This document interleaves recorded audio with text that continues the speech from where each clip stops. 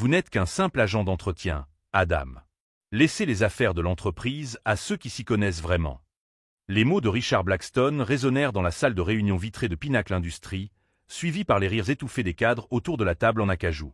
Je me tenais là, tenant mon chariot de nettoyage d'une main et une enveloppe en papier Kraft de l'autre. Dans cette enveloppe se trouvait la découverte qui pourrait sauver l'entreprise d'une catastrophe financière de 80 millions de dollars. Mais pour Richard, j'étais invisible. Juste un autre uniforme bleu qui passait inaperçu dans les couloirs de l'entreprise. Je m'appelle Adam Torres et, à 32 ans, je travaille comme superviseur de nettoyage chez Pinnacle Industries depuis 8 ans. Ce que ces personnes en costume à 3000 $ ne savaient pas, c'est que j'avais 2 diplômes universitaires chez moi, l'un en comptabilité et l'autre en administration. La crise financière de 2008 a détruit ma carrière lorsque mon ancienne entreprise a fait faillite, me forçant à accepter n'importe quel travail disponible pour nourrir ma famille. Mais il y avait un avantage à être invisible. Pendant 8 ans, j'ai nettoyé des bureaux après les heures de travail, rangé des documents laissés sur les tables et, inévitablement, absorbé des informations que personne n'aurait imaginé qu'un simple agent d'entretien puisse comprendre. Et 3 jours auparavant, en vidant la poubelle du directeur financier, j'ai vu les rapports préliminaires de l'audit. Des chiffres qui ne correspondaient pas. Des divergences qui criaient à la fraude. Monsieur Blackstone, ai-je insisté, ma voix ferme malgré l'humiliation qui me brûlait la poitrine. Si vous pouviez juste jeter un œil à ces documents, il y a des preuves que quelqu'un détourne des fonds du compte des acquisitions. Les chiffres montrent des transferts non autorisés totalisant. Ça suffit. Richard a frappé du poing sur la table, ses yeux bleus glacés fixés sur moi. Sécurité. Escortez cet homme dehors. Et vous, a-t-il dit en me pointant du doigt, vous êtes renvoyé. Prenez vos affaires et quittez mon immeuble. Immédiatement. Les murmures dans la pièce s'intensifièrent. Certains cadres évitaient mon regard, clairement mal à l'aise avec la situation. D'autres semblaient amusés par le spectacle. Mais j'ai vu autre chose dans les yeux de Richard à ce moment-là. Ce n'était pas seulement de l'arrogance. C'était de la peur. Le genre de peur qui survient lorsque quelqu'un touche de trop près à la vérité que vous essayez désespérément de cacher. Alors que les agents de sécurité s'approchaient, j'ai acquiescé calmement et remis l'enveloppe dans mon chariot. D'accord, monsieur. Je vais rassembler mes affaires. Je suis sorti de cette pièce avec la même dignité que lorsque j'y étais entré, mais mon esprit tournait à toute vitesse. Richard Blackstone venait de commettre la plus grande erreur de sa vie. Car ce qu'il ne savait pas, c'est que je n'avais pas seulement découvert des chiffres incohérents. J'avais découvert tout un système, avec des noms, des dates et des comptes bancaires. Et plus important encore, j'avais des copies de tout cela en sécurité chez moi. Si vous aimez cette histoire d'un simple agent d'entretien qui se prépare à faire tomber un PDG corrompu, n'oubliez pas de vous abonner à la chaîne pour découvrir jusqu'où cette vengeance peut aller. Alors que je marchais dans le couloir vers l'ascenseur, les regards curieux me suivant, une seule question me trottait dans la tête. Richard croyait-il vraiment avoir étouffé le problème en me licenciant? Parce que s'il le croyait, il était sur le point d'apprendre une leçon très coûteuse sur le fait de sous-estimer les personnes qu'il considérait comme invisibles. Richard Blackstone n'était pas seulement un PDG arrogant.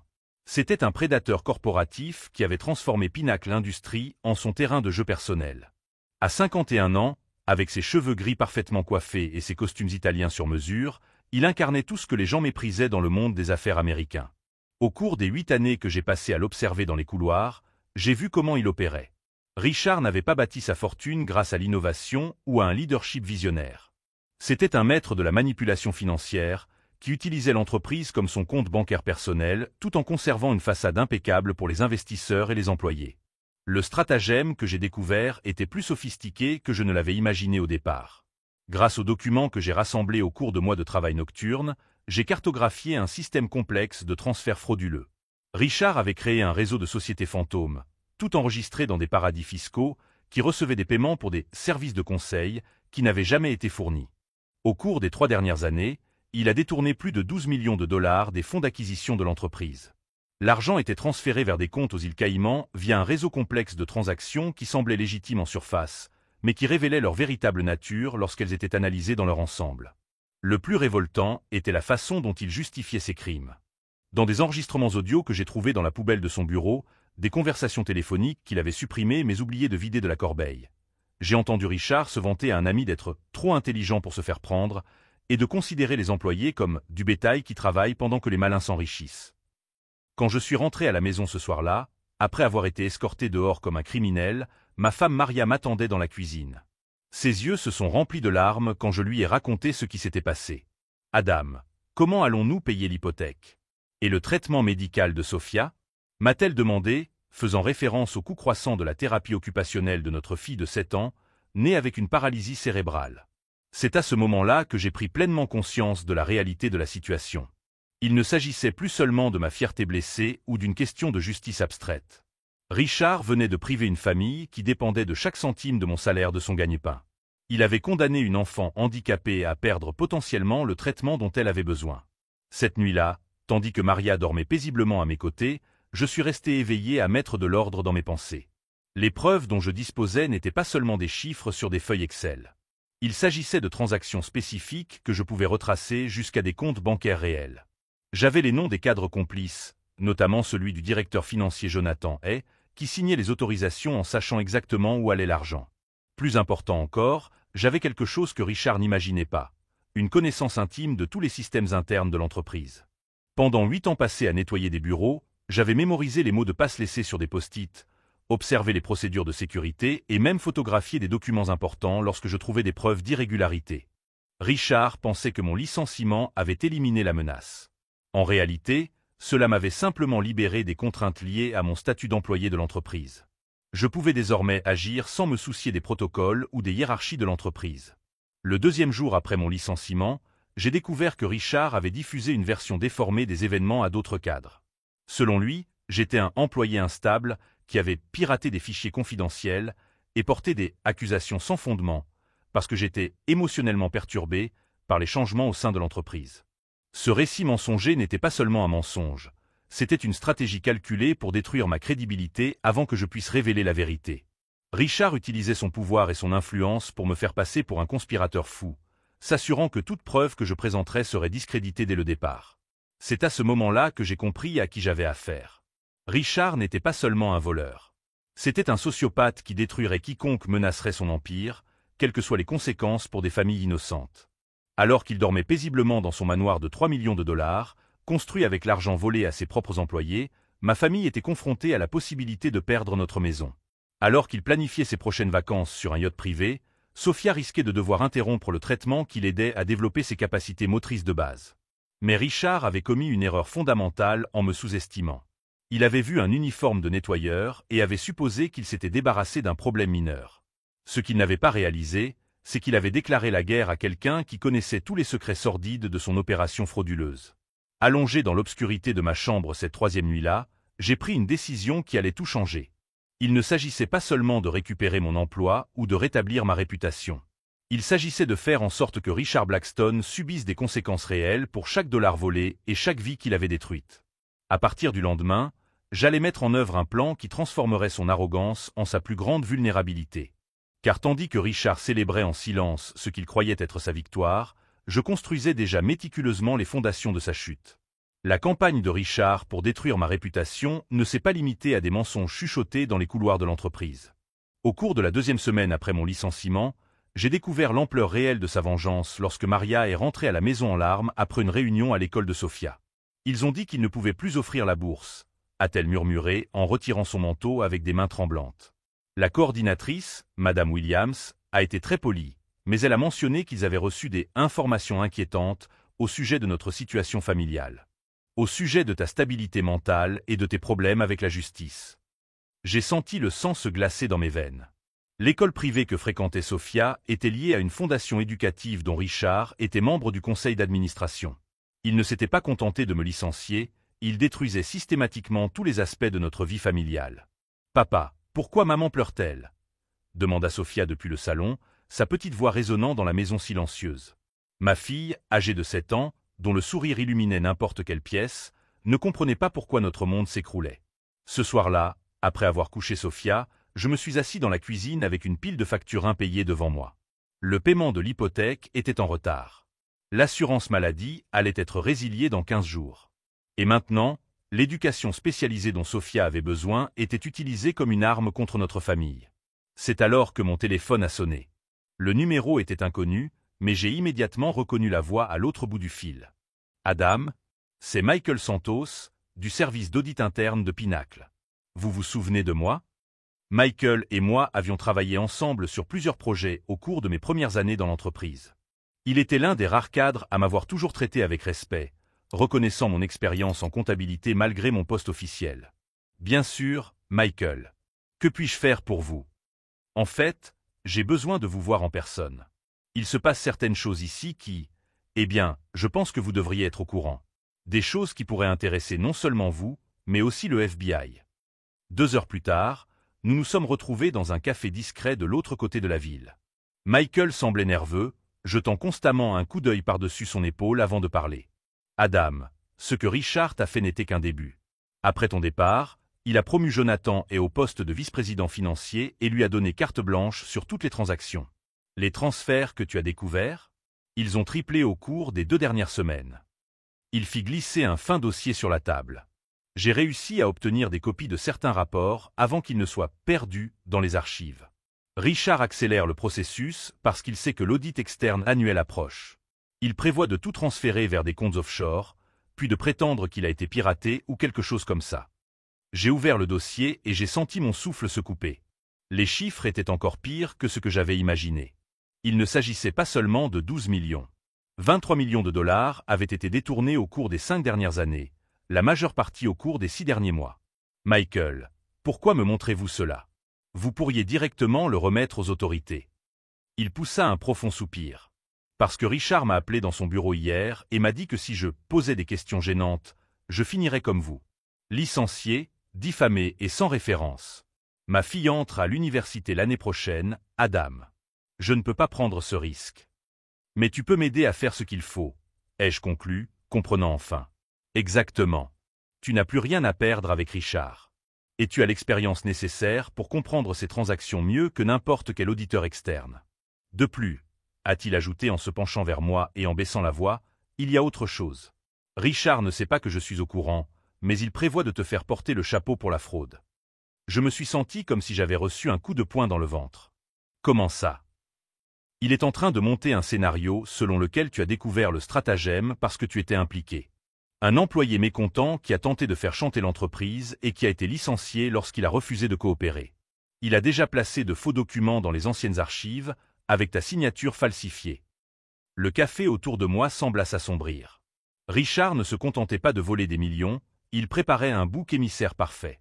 Un ancien employé ayant accès au système, licencié pour comportement irrégulier, sans moyen de se défendre correctement. Combien de temps avons-nous? Demandai-je, ma voix plus ferme que je ne l'aurais souhaité. L'audit externe commence dans 6 semaines. S'il parvient à transférer le reste de l'argent et à mettre en place sa version de l'histoire d'ici là, vous serez arrêté et il ressortira en héros, le PDG qui a découvert la fraude d'un employé corrompu. Ce soir-là, je suis rentré chez moi avec une clarté d'esprit que je n'avais pas ressentie depuis des semaines. Maria dormait, mais Sophia avait laissé un dessin sur la table de la cuisine. Notre famille de 3 personnes devant notre maison, tous souriant sous un soleil jaune éclatant. J'ai pris le dessin et je me suis assis au bureau dans le salon, où j'avais l'habitude de payer les factures et d'aider Sophia à faire ses devoirs. Pour la première fois depuis mon licenciement, je ne ressentais ni désespoir ni rage aveugle. Je me sentais déterminé. Richard Blackstone avait commis l'erreur classique de tous les sociopathes. Il avait complètement sous-estimé sa victime. Il voyait un agent d'entretien humilié et supposait que je me cacherais dans un coin jusqu'à ce qu'il ait fini de détruire ma vie.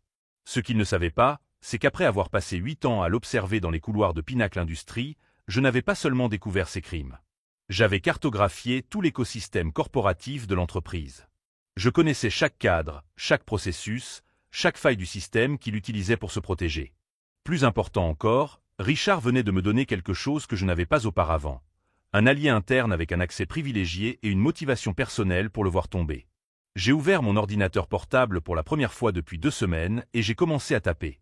Pas un plan de vengeance émotionnelle ou désespéré, mais une carte stratégique détaillée qui transformerait chaque mouvement de Richard contre moi en preuve supplémentaire contre lui. Pendant 8 ans, j'avais été l'homme invisible qui nettoyait les bureaux pendant que les cadres planifiaient leurs réunions en privé. Maintenant, cette invisibilité allait devenir mon plus grand avantage. Parce qu'il est très difficile de se défendre contre un ennemi que l'on ne considère pas comme une menace réelle. Richard voulait m'utiliser comme bouc émissaire? Parfait. Cela signifiait qu'il devrait expliquer publiquement chaque détail du complot que j'avais découvert. Il voulait détruire ma famille pour me faire taire? Cette erreur venait de me donner la motivation dont j'avais besoin non seulement pour me défendre, mais aussi pour m'assurer qu'il ne puisse plus jamais nuire à quelqu'un d'autre. Alors que je tapais les premières ébauches de ce qui allait devenir un dossier de 400 pages, une seule question me taraudait l'esprit. Richard croyait-il vraiment qu'un homme prêt à tout pour protéger sa famille serait plus facile à vaincre qu'un employé complaisant?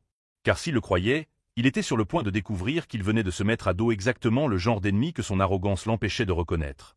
Quelqu'un qui n'avait plus rien à perdre et tout à gagner en se battant jusqu'au bout. La première phase de mon plan a commencé le lundi suivant, à 5h30 du matin, sur le parking d'un Starbucks situé à 20 minutes de Pinacle Industries. Michael est arrivé à l'heure, portant un sac à dos discret et les yeux rougis par un week-end passé à rassembler des preuves. J'ai réussi à accéder au serveur de sauvegarde de la comptabilité, m'a-t-il chuchoté en me tendant une clé USB. Richard ne sait pas qu'il existe une copie automatique de toutes les transactions des 7 dernières années. Même celles qu'il a essayé d'effacer. Je connectai la clé USB à mon ordinateur portable et sentis mon cœur s'emballer. Ce n'étaient pas seulement des chiffres sur des feuilles de calcul, mais des signatures numériques, des eurodatages, des métadonnées qui prouvaient non seulement le vol, mais aussi la tentative délibérée de dissimuler les preuves. Michael, c'est de l'or en barre. Mais nous avons besoin de plus que des preuves financières. Nous avons besoin du contexte, de la structure complète. Au cours des 15 jours suivants, nous avons mis au point un système de communication qui aurait impressionné n'importe quel agent de renseignement. Michael installait de petits appareils d'enregistrement dans les salles de réunion lors de ses inspections de routine. J'analysais les transcriptions chez moi, cartographiant non seulement les crimes financiers, mais aussi tout le réseau de complicité. Nous avons découvert que Jonathan Hay, le nouveau vice-président financier, n'était pas seulement un complice, mais l'architecte d'un deuxième niveau de fraude. Il avait créé des contrats fantômes avec des fournisseurs inexistants, gonflant les coûts d'exploitation pour justifier les transferts suspects. Mais la découverte la plus dévastatrice est venue au cours de la 3e semaine. Richard ne se contentait pas de voler Pinacle Industries. Il avait utilisé l'entreprise comme garantie pour des prêts personnels colossaux, compromettant ainsi l'avenir financier de l'ensemble des 2300 employés. « Adam, regarde ça », m'a dit Michael lors de notre réunion hebdomadaire en me montrant une série de documents. Il a hypothéqué les droits de propriété intellectuelle de l'entreprise. Si ces dettes sont exigées, Pinacle pourrait être contrainte de vendre ses principaux brevets pour les rembourser. L'ampleur de la trahison m'a coupé le souffle. Richard ne se contentait pas d'enrichir ses employés. Il détruisait potentiellement toute l'entreprise pour financer son train de vie extravagant. Ce soir-là, alors que j'aidais Sophia à faire sa rééducation à la maison, j'ai pris une décision qui allait tout changer. Il ne suffirait pas de dénoncer Richard. Je devais protéger l'entreprise et ses employés de manière à ce que rien de tel ne puisse se reproduire. « Papa, pourquoi tu travailles tout le temps sur ton ordinateur ces derniers temps ?» demanda Sophia d'une petite voix curieuse tandis qu'elle faisait ses exercices de coordination motrice. « Je règle un problème très important, princesse. Un problème qui va aider beaucoup de familles comme la nôtre. » Maria nous rejoignit dans le salon et s'assit à côté de moi sur le canapé. « Adam, je vois que cela te ronge. Es-tu sûr que c'est la bonne chose à faire ?» Je lui ai montré une photo que Michael avait prise du dernier rapport trimestriel. « Tu vois ce chiffre ici ? Richard a volé assez d'argent pour payer le traitement de Sophia pendant les 20 prochaines années. Et assez pour garantir une retraite décente à tous les agents d'entretien qui travaillent dans l'entreprise depuis des décennies. » Les yeux de Maria se sont remplis de larmes. « Alors mettons fin à tout ça une bonne fois pour toutes. » Pendant ce temps, Richard devenait de plus en plus audacieux. Michael m'a raconté qu'il s'était vanté lors d'une réunion de direction d'avoir nettoyé la maison en se débarrassant des éléments indésirables, comme moi.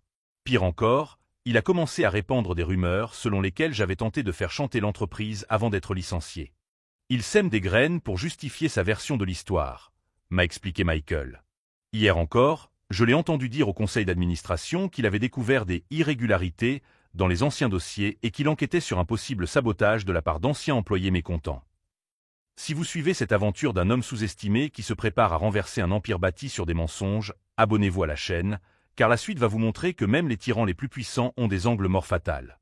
La 4e semaine a apporté le premier obstacle réel.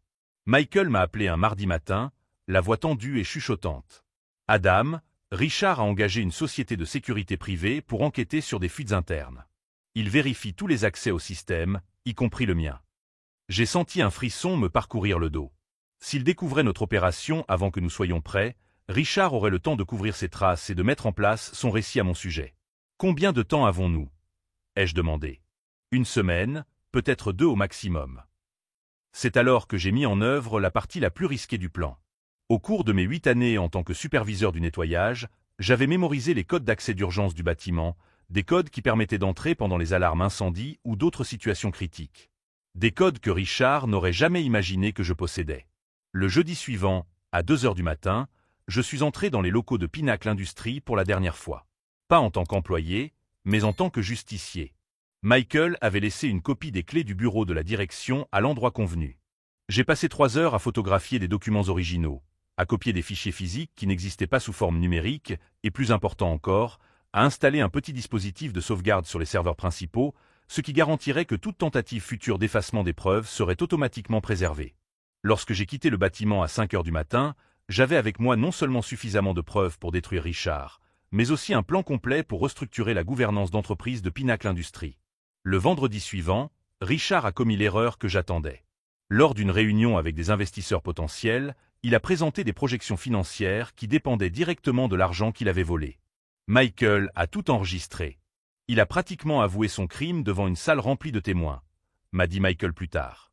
Seulement, il ne savait pas qu'ils écoutaient une confession. Ce soir-là, j'ai passé en revue tous les éléments du dossier que j'avais constitué.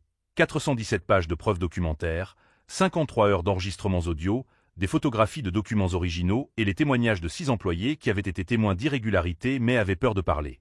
Plus important encore, j'avais quelque chose que Richard n'avait jamais imaginé. Une liste complète de tous les investisseurs, clients et partenaires commerciaux de l'entreprise.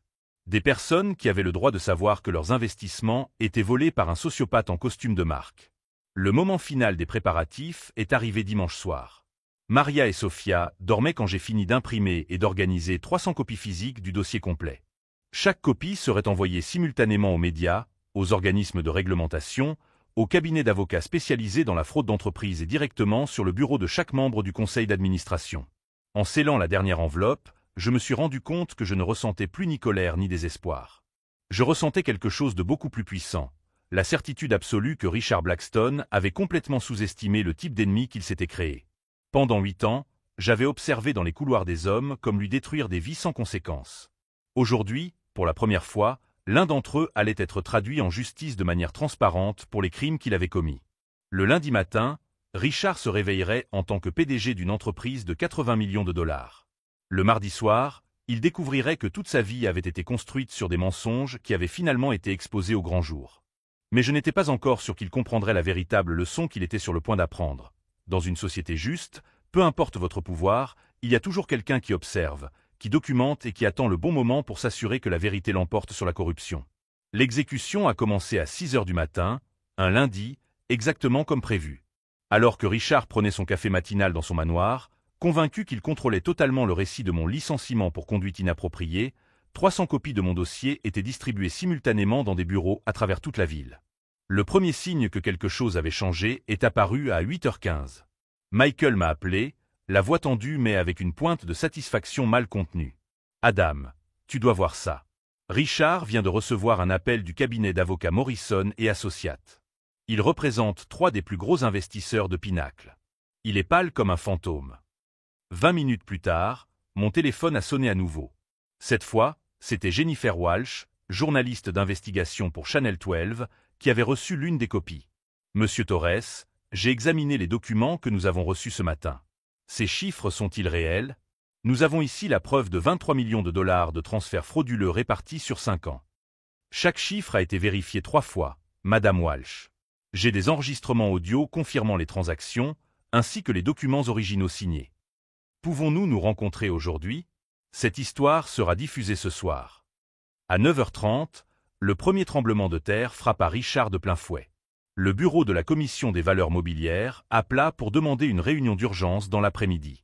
15 minutes plus tard, ce fut au tour du FBI. Michael réussit à enregistrer la conversation téléphonique de Richard avec son avocat personnel, Harold Mackenzie. La voix du PDG, habituellement posée et autoritaire, était aiguë et trahissait une panique mal dissimulée. « Harold, quelqu'un a divulgué des informations confidentielles sur les opérations internes de l'entreprise. Nous avons besoin d'une injonction pour empêcher la publication de documents obtenus illégalement. » Richard, j'ai reçu 5 appels ce matin provenant de différents organismes. Ils ne sont pas intéressés par des injonctions. Ils veulent des explications. De quel type d'opérations internes s'agit-il?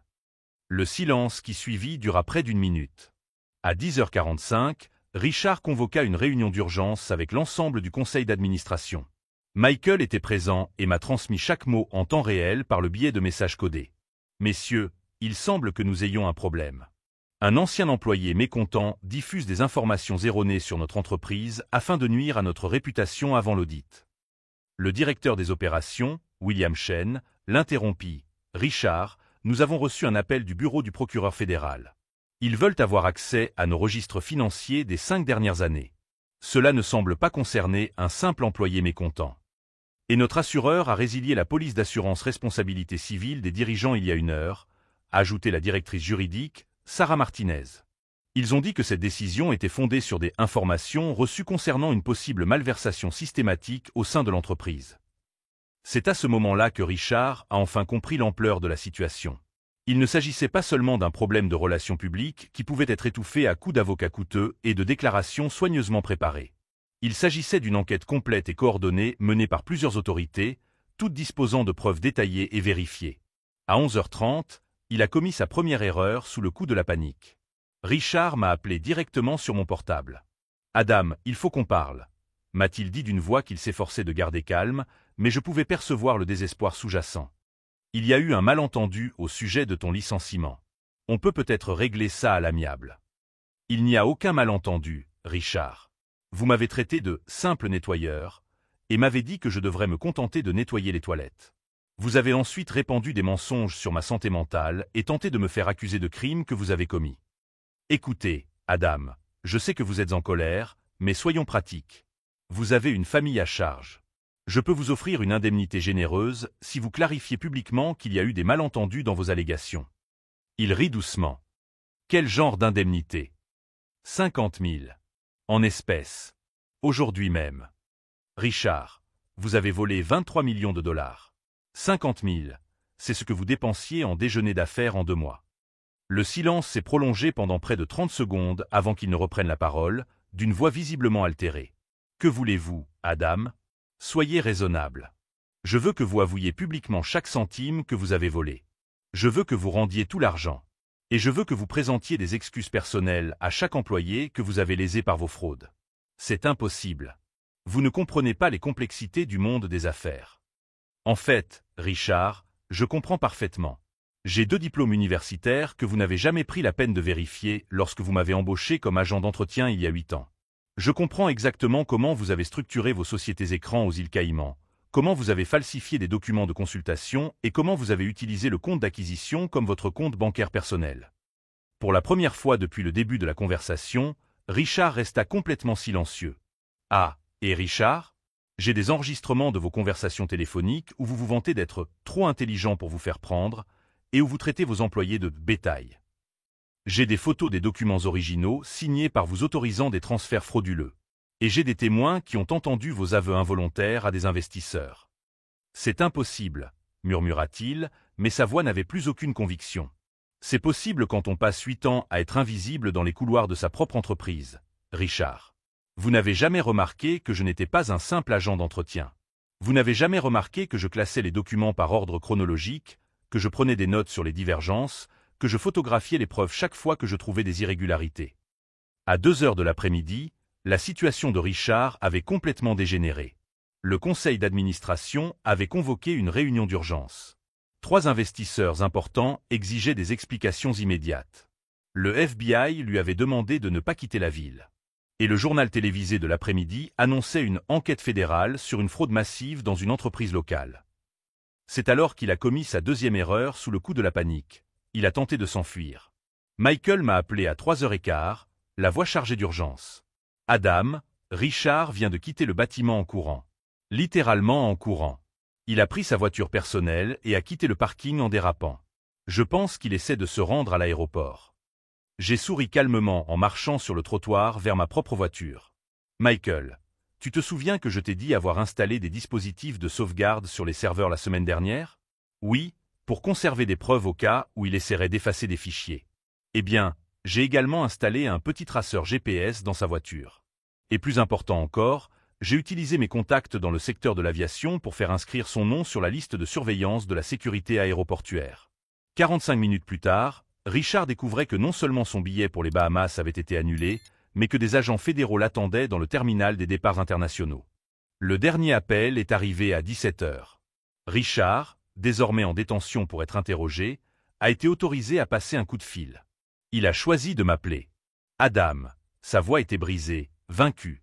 Comment as-tu fait ça? Comment as-tu réussi à coordonner tout ça? Richard, pendant 8 ans, tu m'as traité comme si j'étais un meuble de bureau. Invisible, interchangeable, sans valeur intellectuelle. Mais être invisible m'a donné accès à tous les recoins de ton organisation. Être sous-estimé m'a permis de documenter chaque crime sans éveiller les soupçons. Et être licencié m'a libéré de toute contrainte professionnelle. Mais les relations, les contacts avec les autorités, la coordination. Ah, ça. Vous avez oublié de vérifier mon parcours avant la crise de 2008. J'ai travaillé dans l'audit judiciaire pour l'un des plus grands cabinets comptables du pays. J'ai des amis dans chaque agence de réglementation, dans plusieurs cabinets d'avocats spécialisés dans la fraude d'entreprise et dans 3 rédactions de journaux différents. Je pouvais entendre sa respiration haletante à l'autre bout du fil. La différence entre nous, Richard, c'est que vous avez utilisé vos relations pour couvrir des crimes. J'ai utilisé les miennes pour révéler la vérité. Que va-t-il se passer maintenant? Vous allez maintenant devoir faire face aux conséquences de tous les choix que vous avez faits au cours des 5 dernières années. Le FBI dispose de suffisamment de preuves pour vous poursuivre pour fraude bancaire, blanchiment d'argent, évasion fiscale et complot. Le fisc fédéral est en train de vérifier vos comptes personnels. Et la Commission des valeurs mobilières est en train de révoquer votre licence pour exploiter toute entreprise publique. Un long silence s'ensuivit. Vous savez quoi, Richard? Demain matin, les 2300 employés de Pinacle recevront une lettre leur expliquant exactement comment vous leur avez volé leur argent. Et leur expliquant comment la nouvelle structure de gouvernance d'entreprise, qui sera mise en place sous supervision fédérale, garantira que cela ne se reproduira plus jamais. Vous avez détruit ma vie, murmura-t-il. Non, Richard. Vous avez détruit votre propre vie. Je me suis contenté de documenter le processus et de m'assurer qu'il y aurait des conséquences. Lorsque je raccrochai le téléphone, pour la première fois depuis des semaines, je sentis un calme profond m'envahir. Ce n'était pas une satisfaction vindicative ou la joie de voir un ennemi tomber. C'était quelque chose de beaucoup plus puissant, la certitude tranquille que la justice, lorsqu'elle est rendue avec patience, précision et des preuves irréfutables, est l'un des rares antidotes réels contre la corruption systémique. Richard Blackstone avait passé 5 ans à croire que le pouvoir des entreprises le rendait intouchable. Cet après-midi-là, il a découvert qu'aucune position n'est assez élevée pour échapper aux conséquences lorsque quelqu'un qui possède les connaissances, la détermination et l'accès à la vérité décide que l'heure est venue de rendre des comptes. Mais l'histoire n'était pas encore terminée. Car tandis que Richard faisait face à un interrogatoire fédéral, je me préparais à la phase finale du plan. Veiller à ce que sa chute se transforme en une reconstruction réelle et durable pour tout ce qu'il avait lésé. La condamnation de Richard Blackstone a fait date dans les tribunaux fédéraux. 16 mois après son arrestation à l'aéroport, il a été condamné à 22 ans de prison fédérale pour fraude bancaire, blanchiment d'argent et évasion fiscale. Plus important encore, il a été condamné à rembourser intégralement les 23 millions de dollars volés, ainsi que des amendes totalisant 41 millions supplémentaires. Je me suis assis au premier rang du tribunal le jour du verdict, regardant l'homme qui m'avait traité de simple agent d'entretien, être menotté et emmené en uniforme orange de prisonnier. Ses cheveux gris parfaitement coiffés avaient laissé place à un crâne mal rasé. Son costume italien à 3000 dollars avait été remplacé par le tissu rugueux standard du système pénitentiaire. Lorsque nos regards se sont croisés pour la dernière fois, je n'ai plus vu l'arrogance qui définissait sa personnalité. J'ai vu quelque chose que je n'aurais jamais imaginé voir sur le visage de Richard Blackstone, l'acceptation totale de la défaite. Monsieur Torres, m'a appelé le juge Wilson après le verdict. Souhaitez-vous faire une déclaration? Je me suis levé, ajustant le costume neuf que j'avais acheté spécialement pour cette occasion. Votre honneur, pendant 8 ans, j'ai travaillé dans les couloirs de Pinacle Industries, observant des hommes en costume coûteux prendre des décisions qui affectaient des milliers de familles de travailleurs. J'ai appris que le véritable pouvoir ne réside pas dans la position que vous occupez, mais dans la responsabilité que vous acceptez. J'ai regardé Richard droit dans les yeux. Cet homme a choisi d'utiliser son pouvoir pour voler l'avenir de personnes qui lui faisaient confiance.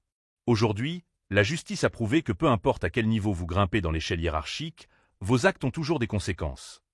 3 mois plus tard, j'ai été officiellement nommé directeur de l'intégrité d'entreprise chez Pinacle Industries. Le conseil d'administration m'a offert un salaire de 150 000 dollars par an, soit plus de 4 fois ce que je gagnais en tant que superviseur du nettoyage. Mais le véritable changement ne se trouvait pas dans ma fiche de paie. J'ai mis en place un système de signalement anonyme permettant à tout employé de signaler des irrégularités directement au conseil d'administration. J'ai créé un audit mensuel dans le cadre duquel je vérifiais personnellement toutes les transactions supérieures à 10 000 $. Michael Santos a été promu directeur financier. Ensemble, nous avons reconstruit tout le département financier avec des procédures qui rendaient impossible la répétition des crimes de Richard. Adam, m'a dit Michael lors d'une réunion 6 mois après ma promotion, vous n'avez pas seulement dénoncé la fraude. Vous avez transformé toute la culture d'entreprise. La productivité de l'entreprise a augmenté de 36% la première année. Le taux de rotation du personnel est tombé à pratiquement zéro. Les gens voulaient travailler dans une entreprise où ils se sentaient valorisés et écoutés. Sophia, ma fille, a non seulement repris son traitement, mais elle a également été acceptée dans un programme spécial pour enfants surdoués. L'école qui avait annulé sa bourse à cause des mensonges de Richard lui offrait désormais une bourse complète. « Papa », m'a-t-elle dit un matin, « la maîtresse a dit que tu étais célèbre pour avoir été très courageux. » C'est vrai? Je me suis agenouillé à côté d'elle et j'ai regardé ses yeux brillants. « Sophia, je n'ai pas été courageux. J'ai simplement décidé que certaines choses étaient trop importantes pour être acceptées en silence. Quand quelqu'un fait du mal à des personnes que vous aimez, vous trouvez en vous une force que vous ne soupçonniez pas. » 1 an et demi plus tard, j'ai reçu un appel inattendu de l'avocat de Richard. Mon client aimerait vous parler. Il veut s'excuser. 3 jours plus tard, j'ai entendu la voix de Richard depuis la prison. Basse, rauque, dépouillée de toute l'autorité qui la caractérisait auparavant. Adam, je t'ai appelé parce que reconnaître le mal que nous avons causé fait partie du processus de guérison. Vous avez essayé de m'avertir. Je vous ai humilié. Vous n'étiez pas mon ennemi. Vous étiez ma conscience. Richard, j'espère que vous profiterez de ces années pour réfléchir au genre de personne que vous voulez être à votre sortie. Vous avez des enfants. Ils méritent un meilleur père. Ils le méritent, a-t-il acquiescé, la voix brisée. Adam, merci de me donner la chance d'être cet homme. 2 ans plus tard, Pinnacle Industries a été nommée entreprise de l'année par le magazine Business Ethic. Lors de la cérémonie à Chicago, j'ai pris la parole devant 500 dirigeants d'entreprise. Il y a 4 ans, j'étais un homme invisible. Je portais un uniforme bleu et j'étais traité comme un meuble. Cette invisibilité m'a appris que le véritable caractère d'une organisation se révèle dans la manière dont elle traite les personnes qui n'ont pas le pouvoir de se défendre. Lorsque j'ai dénoncé une fraude massive au sein de l'entreprise, ce n'était pas par vengeance. C'était par sens des responsabilités. Dans une société juste, personne n'est au-dessus des comptes, peu importe le prix de son costume ou son poste. Des centaines de personnes se sont levées pour l'applaudir. Des dizaines de cadres se sont ensuite approchés pour raconter leur propre expérience de dénonciation d'irrégularité. Aujourd'hui, 5 ans après l'arrestation de Richard, mon entreprise Torres Integrity Solutions travaille avec 43 organisations dans 12 États. Sophia est au lycée, où elle excelle en mathématiques. Maria a terminé son MBA. Quant à Richard, il a été libéré sur parole après 4 ans. J'ai entendu dire qu'il travaille comme comptable dans l'Oregon, gagnant 1/10 de ce qu'il volait chaque mois. Si cette histoire de transformation est la preuve que même l'homme le plus sous-estimé peut renverser des empires bâtis sur des mensonges vous ont touché, abonnez-vous à la chaîne. Nous avons des dizaines d'histoires qui montrent qu'il existe toujours un moyen intelligent de faire en sorte que vos oppresseurs subissent les conséquences de leurs actes. La semaine dernière, un jeune agent d'entretien de San Francisco m'a demandé conseil au sujet d'irrégularités qu'il avait découvertes dans son entreprise. Je lui ai immédiatement répondu en lui offrant gratuitement mes conseils. Car j'ai appris que le véritable pouvoir ne réside pas dans la vengeance contre ceux qui vous ont sous-estimé. Il réside dans l'utilisation de votre expérience pour vous assurer que d'autres n'auront jamais à vivre ce que vous avez vécu. Richard croyait que sa position le rendait intouchable. Il a découvert qu'il avait complètement sous-estimé le pouvoir d'un homme qui n'avait rien à perdre et tout à gagner en se battant pour la vérité. La dernière fois que j'ai entendu parler de Richard, il se rendait au travail à vélo à Portland. Moi, j'inaugurais mon 4e bureau régional. Parfois, la meilleure vengeance n'est pas de faire tomber son ennemi. C'est de monter si haut qu'il devient insignifiant.